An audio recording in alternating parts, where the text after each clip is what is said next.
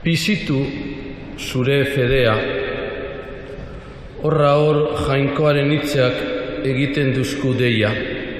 Gaurko evangelioan apostoluak bere urrekoak dira solaskideak. Handitu gure fedea, eskaria egiten dutze Jesusi eta benetan harrigarria da.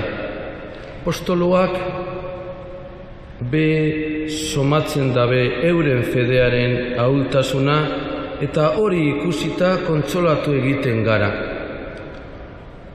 Makina bat bider jausten gara geube, ahul sentitzen gara eta fedea kolokan jarten daben burutazioak izaten doguz.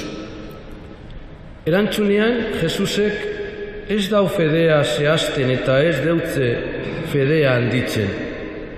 Fedean irauteko bidea erakusten deutze. Bide hori Jainkoaren esana eginez irautea da. Izan be, fedea ez da handitzen gramoka, edo metroka, edo litroka. Ez dago neurririk federako. Ez dago kopuririk federako. Fedea eta fedea handitzea, Jainkoaregana salbatzea eta Jainkoari prestasuna erakustea da, Jainkoari gure bizitzan esku hartzen iztea. Masusto ondoren irudiagaz erantzuten dutxo jaunak apostoluen eskariari.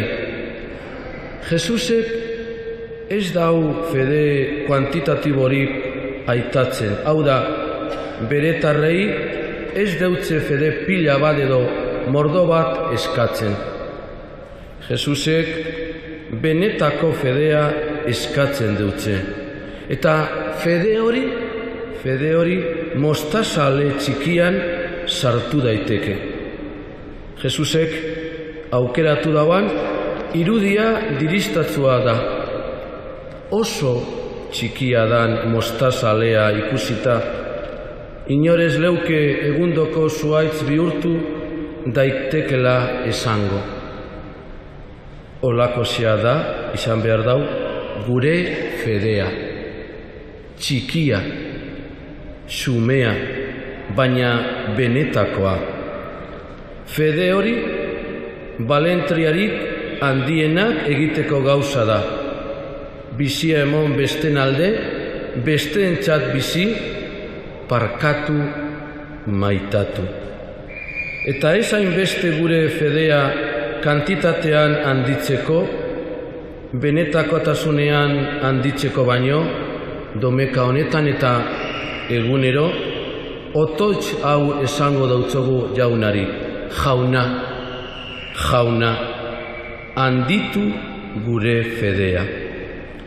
Gure fedea ez da jausten, baina itsasoa arro dago eta olatuek gogor astitzen dabe.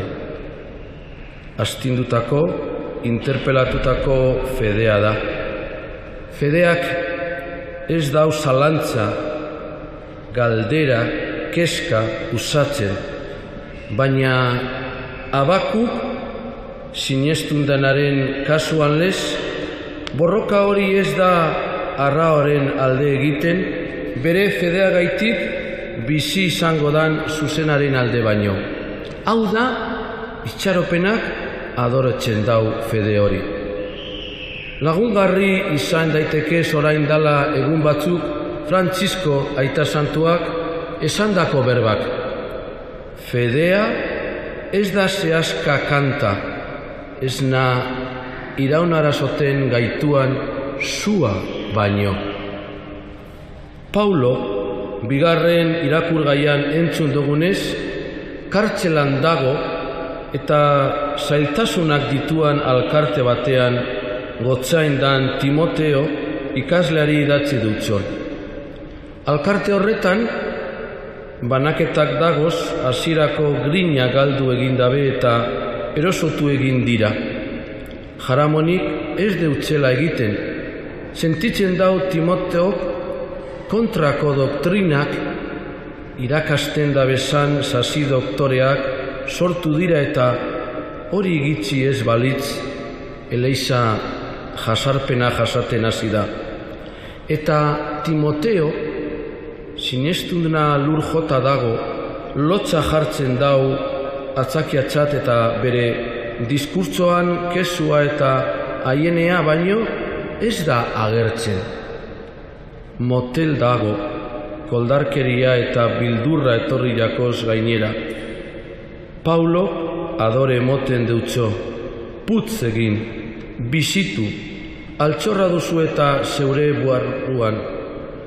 Ez sartu fedea poltsikoan, zeuri argi egiteko da eta sinesten dut lotxatia, bildurtia da eta aurkako gizartean bizi da, hemen fedea kontu pribatulez ikusten da eta. Ez fedea gustoa emoten dauan, gatza eta argi mutilean argi egiten dauan argia da. Ez ete jaku gauza bera gertatzen gaur egun jainkoaz gizartean somatzen dan isiltasunaren aurrean. Jesusek gaur esan duzkuzan hitz batzuk gogoratuko duguz. Zerbitzari apalak gara, egin beharrekoa egin dugu. Jainkoaren aurrean ez gara morroi hutsa, bere seme alaba gara eta egundoko maitasuna jaso dugu. Horregaitik dugu bera eta urkoak maitatzeko gaitasuna. Eta maitasunak benetakoa danean ez dau saririk espero. Alderatziz, maitatzen dauana zorioneko da maitatzeko gauza dalako. Gure bizitzako urruneko zerumugan zagozu eta nire egunerokoan be aurkitzen zaitut. Handitu gure fedea, bildurrik ez izateko eta sinisteko. Orain eta beti jauna eskerrik asko fedearen opariagaitik.